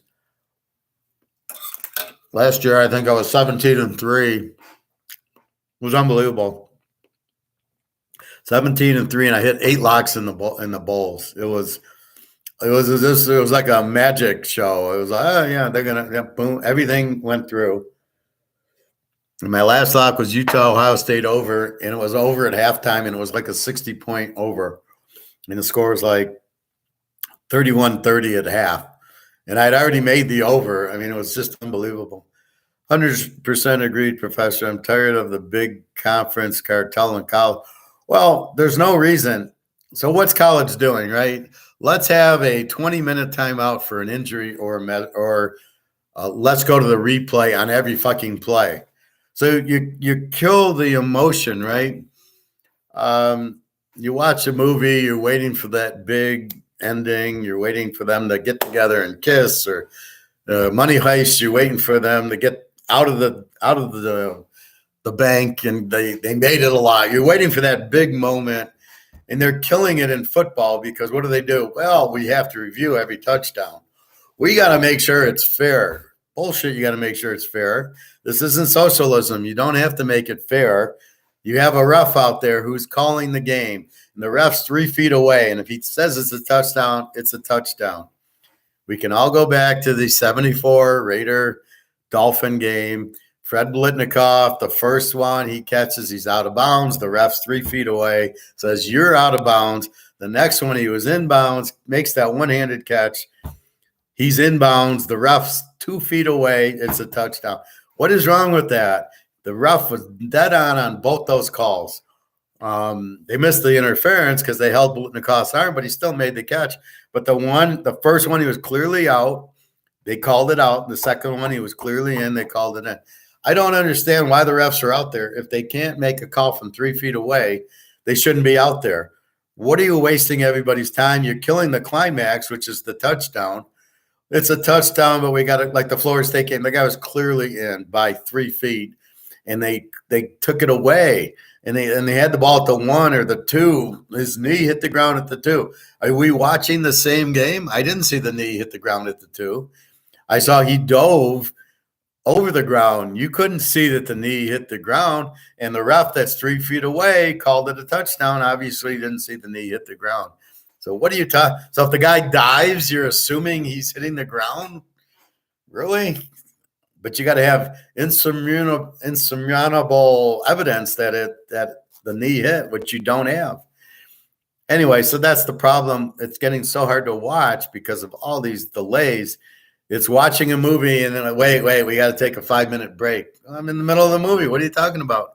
I can barely watch YouTube anymore. I'll turn on one of these gold and silver things or what's going on in the Ukraine, and right in the middle of the thought, the guy's about to kick the field goal and they go to a commercial. You're like, what the fuck? And I was watching, one game yesterday on YouTube. It was a 15-minute game. There was 5 commercials in it. Every 3 minutes commercial. And you're like, oh my God. I am not signed up for commercials, so I don't believe we get that. But I don't really watch these back because I'm living it and it's live. The Heidi game was the Jets Oakland in 1968 when the Jets won the Super Bowl. The game was at Oakland, so it was a late game, and the Jets were winning like 37-33 late in the game, maybe a minute and a half left, and they go to Heidi at 7:00. And everybody called NBC going, what the fuck are you doing? There's 2 minutes left in the Raider game, and they were driving.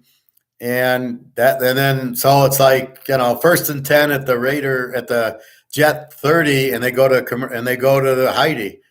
And so then the Raiders throw a screen pass.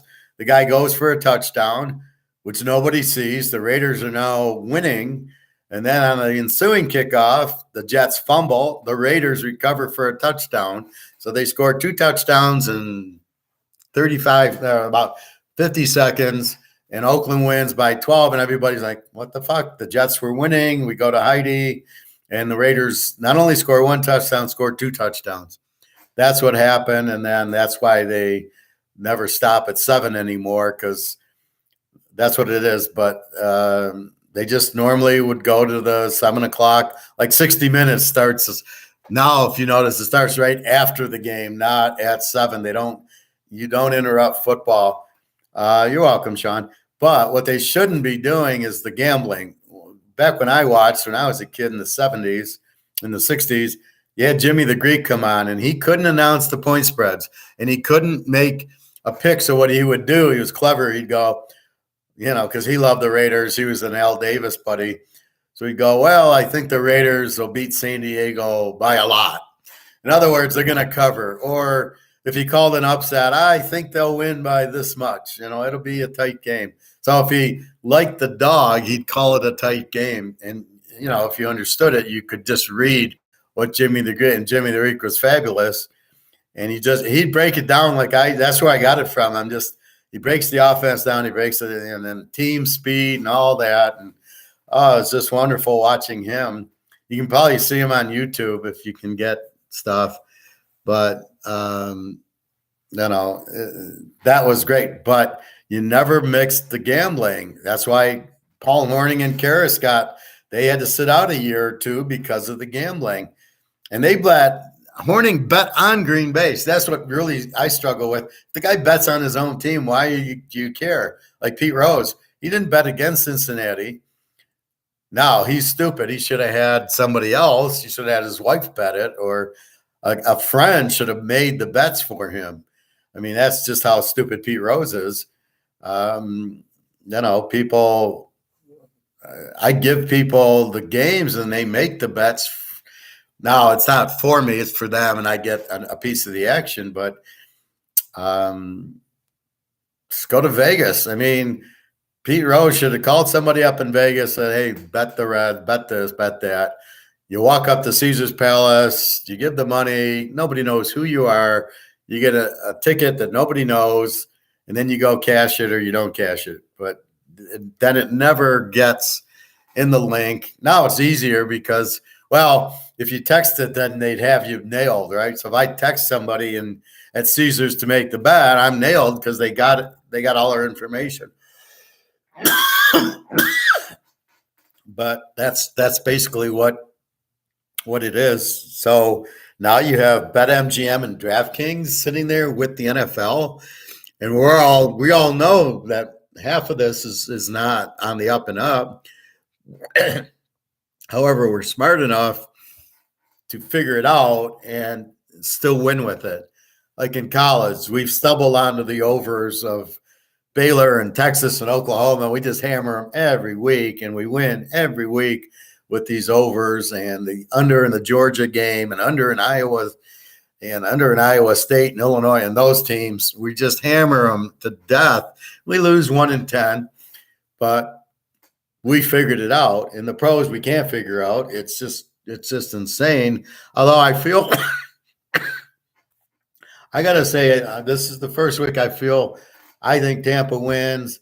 I think the Jets, the Bears are under. I think Atlanta, Washington's over. The Denver game under.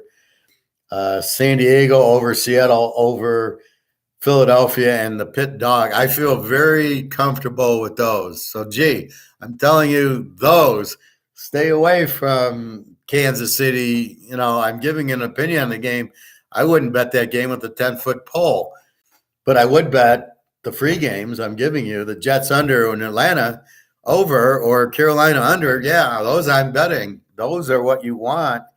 That's the point of it. But that's why you buy the picks, because you can see what I fished out of here. But here I'm giving you, because I get all sorts of questions. So I'm trying to handle all the questions. Here's every game. Here's how I think every game will go.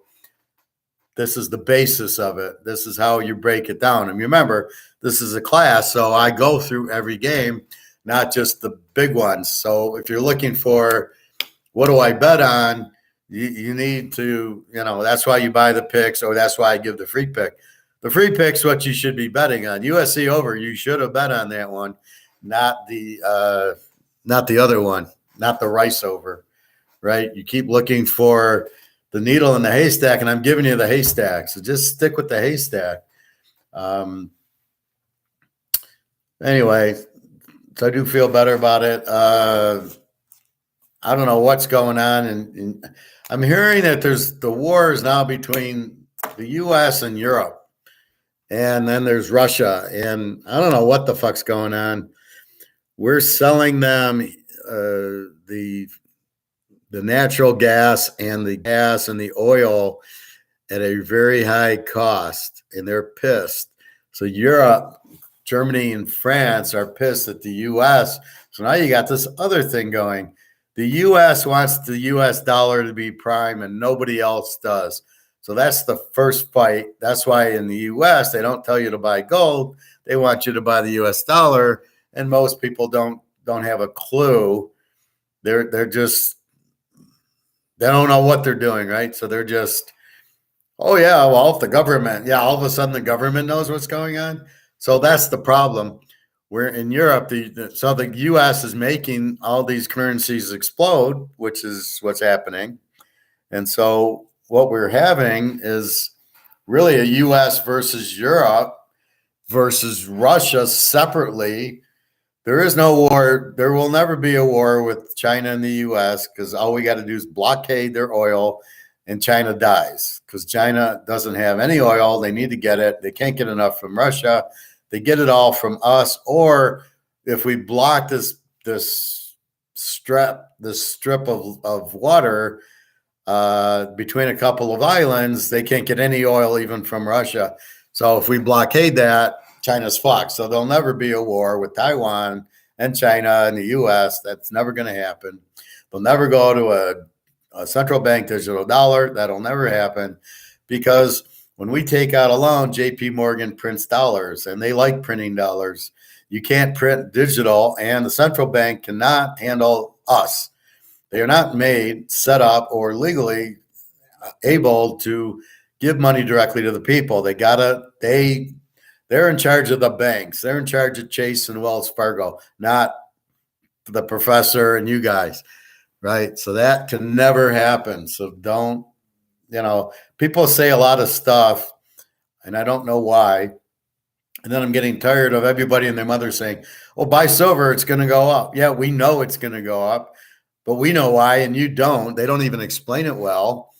They still don't understand the difference between the derivative paper market, the ETFs, which are the fucking derivative paper market, and the real physical. If you don't own the real physical, you're fucked. I mean, it's as simple as that. The ETFs, if you're in SLV or GLD, get the fuck out before you're bankrupt because they will not give you physical, but they scam you. And so you believe, oh, I bought physical. I got 100 ounces of physical gold. No, you don't have one. They will not. You'll never get an ounce of gold out of GLV or SLV, whatever these ETFs are. They're put out by scammers. This Rick Rule and these Sprott and all this other should all go to jail. They're no better than these scammers, Mayoff, and these others. Do not trust them. Do not listen to them. You got a question, you come to me, and I'll answer it for you. But they're just they're just salesmen. I'm not. I'm an analyst. So keep that in mind, and you'll be fine. But that's not where you're going. All right. Anything else? We got 7 minutes before kickoff, so we can watch a bunch of commercials of why the teams are, oh, wait, the guy's injured. We'll be back in 20 minutes. And, oh, wait, was he inbounds or out of bounds? Well, even though we know in 5 seconds, we're going to take 5 minutes to show a bunch of commercials. And, it's just ridiculous. It's very hard to watch. So's YouTube. They're trying to force you to pay $11 for YouTube without commercials. And sort of like Netflix. Netflix has commercials, or you can pay a few dollars more and you don't get the commercials. But Netflix, I'm so tired of it's the same freaking movie. How many times can I watch Ocean 11 or Money Heist? Well, Money Heist I can watch a lot, or just a lot of these movies. The Dirty Dozen's on. Okay, I watched it. Okay, how many times can I watch it? I still cry when Jim Brown gets shot, which I didn't understand. I'll tell you, when you look at it from an analytical point of view, half these movies suck. You're like, what was I watching? Okay, so I watched, let's analyze Wall Street and The Margin Call. Wall Street movie makes 0 sense. It doesn't make any sense. Gordon Gekko would buy companies because the book value was better than what the stock price was. Well, that's normal. There's nothing wrong with that. That's bad management who doesn't get enough out of their assets. So if my assets are worth $100, my stock price better be 101. If it's 50, then I'm fucked because somebody comes in and buys it, sells the assets for 100, paid 50. That's all it was. It was no big deal. This Charlie Sheen character, what was he doing? And this Martin Sheen, I can't handle. what a loser that guy is. Oh, everybody's going to take advantage and da da da da da. And then he wears a wire. What the fuck's going on, man? This is not reality. And then the margin call. These people are the stupidest people I've ever seen. Let's see. What are you saying, Phil? I cringe when I hear grown men talking about superhero movies with a straight face. Hard to find new movies worth watching. Yeah, I mean, and these are like Wall Street movies, right? So the whole thing about margin call is it was all about the housing market collapsing because they gave loans out to people that didn't have credit. So they gave it out to bad risk. And of course they blew up. And of course they're holding these, they're trying to sell to get more sales. I'll give you a higher rate of return. I'll give you 8%. Well, in there's the mortgage. And they don't know that the mortgages are all bad because they're selling them to people with bad credit. These are Wall Street guys. They don't know that.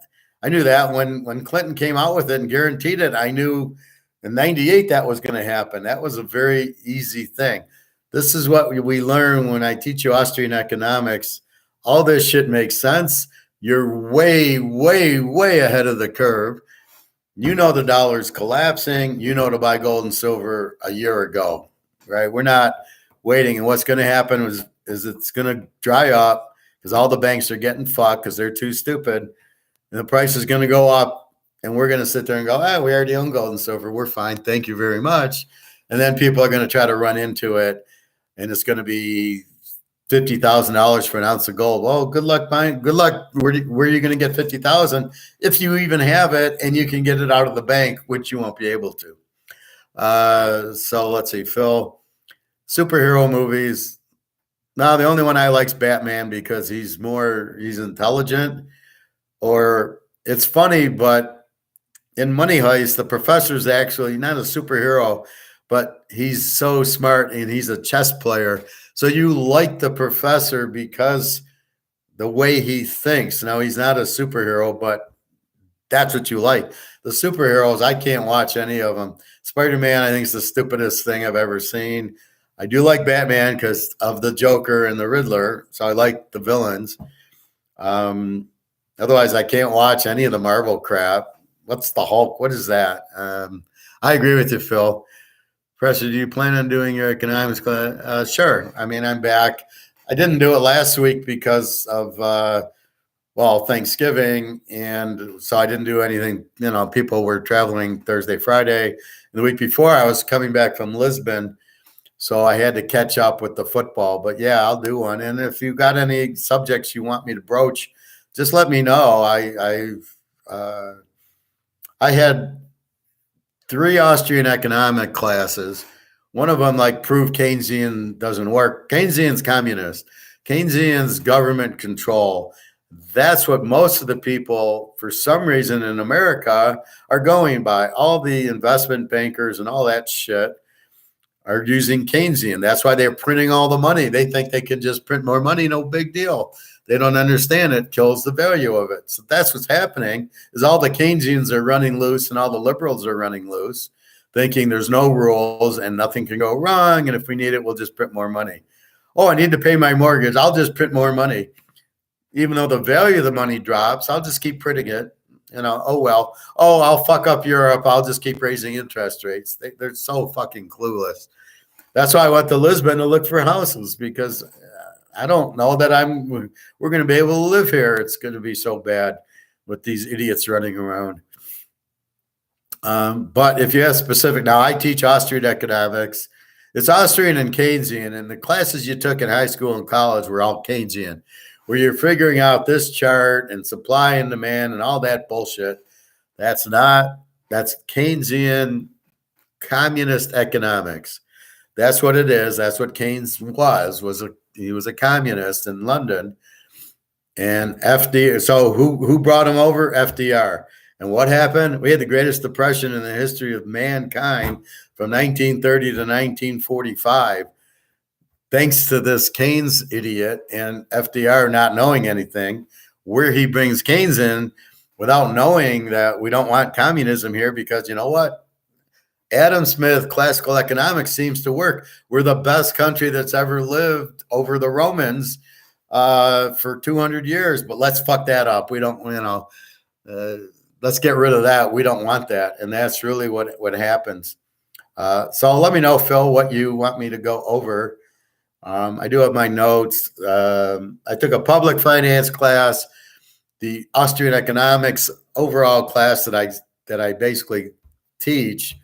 And then there was like a micro and a macro economics. I did a thesis on, I'll teach you the trade cycle, the Austrian theory of the trade cycle. It's 15 steps. I've done a video on it. I'll do another one. And then I did a thesis. Well, it was a directed study, how that affects the stock market. So as rates go up, what happens to stocks? As rates go down, what happens to stocks? So right now, as rates are going up, the stocks are going to go get crashed. That's why you should never be in stocks with a rising interest rate. The only ones you can be in is Coke and Pepsi, because there's something you can always afford. Even if it goes from $2 to $2.50, you're going to buy your Cokes, your Pepsis, your Budweisers, your casual drinks that are cheap. You're always going to buy. So that's why you get into that. But that's basically also what I'll go over is the trade cycle. But it's very important. You know what inflation is. You know what money is. You know what gold and silver are. And you know what Bitcoin isn't. And Bitcoin is not money. As I pointed out, I'd rather own the Mantle card than own the Bitcoin.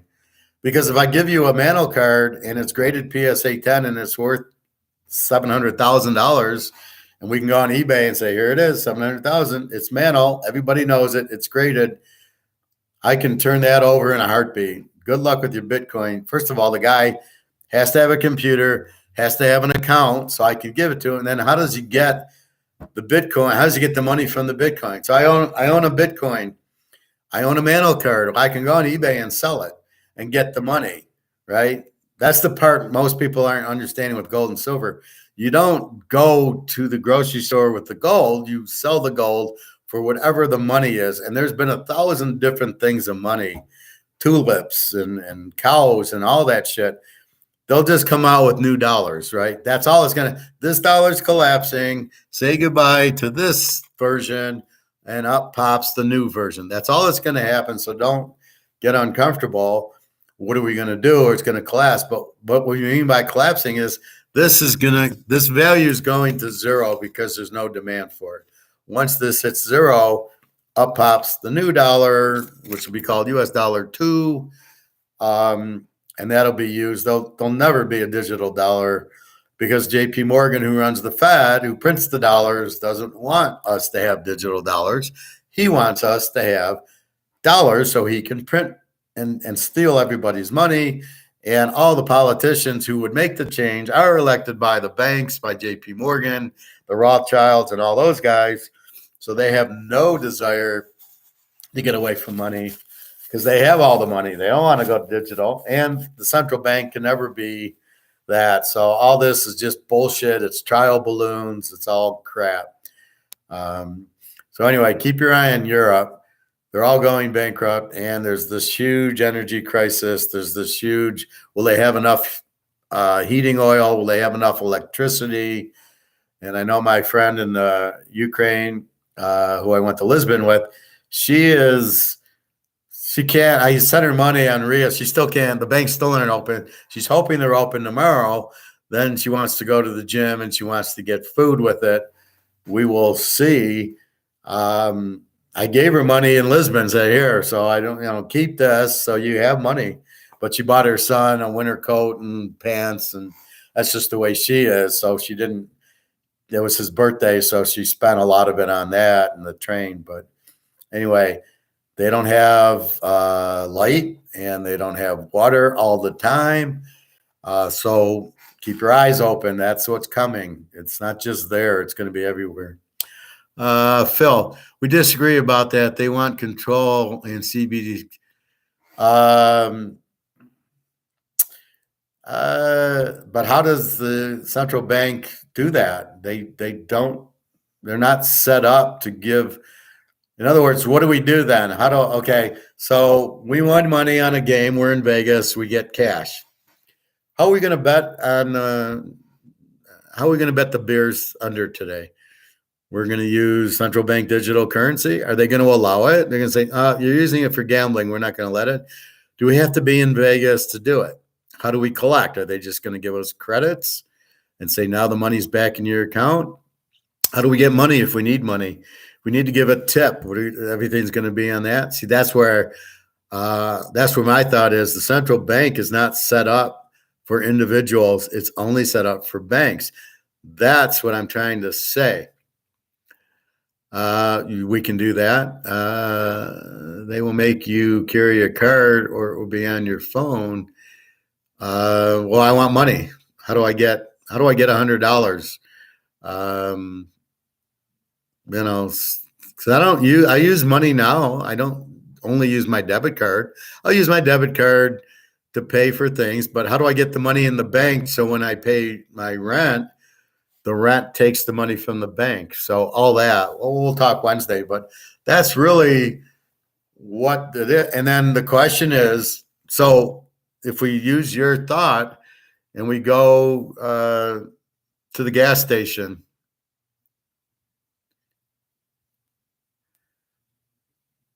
well, yeah, that sounds good. Like that's what they want, but will it be reality? So my last thought I'll leave you with is, so we go to the gas station to fill up our car with gas. Right now we use our debit card or credit card. How are you? So the gas station, so Shell Oil needs to be set up to take the CB card, the card for you. And where are we getting our money on the card? So where's that coming from? And then is the employer who pays us now going to hit the CBDC account? We're going to switch accounts like it's a bank, but it's not a bank. That's what I'm trying to say. All right. Good luck. Enjoy the games today. Please, www.teaserking.com. You can certainly, you'll get my email. You can email me about these type of questions or football or playoffs, anything you want. But I enjoy the kind of, that's why I do a live show. I want what Phil's doing and what Sam's doing, Sean. Thank you, Phil. But that's what I want. That's why I do it live. I want the feedback because this is the best. So feel free to ask questions. How often in class can you ask the teacher these type of questions, or at least feel comfortable and learn about it? So that's the point of the classes, is so you understand how to pick football and why do you want gold and why are this whole money issue and what's going on in the world with the George Soros trying to do what Phil's saying is control everybody. And can it be done? People aren't going to just sit back and say, yeah, just control me. Yeah, the government can try, but even in Russia, I don't think it's communist. They control people. China has to lock up people to control people. So anyway, that's what's happening. So www.teaserking.com, you get my email, and I'm more than happy to find them, read them, and answer them, and then we'll have our show on Wednesday. Okay, everybody, good luck today. Let's go win some money. All right, take care.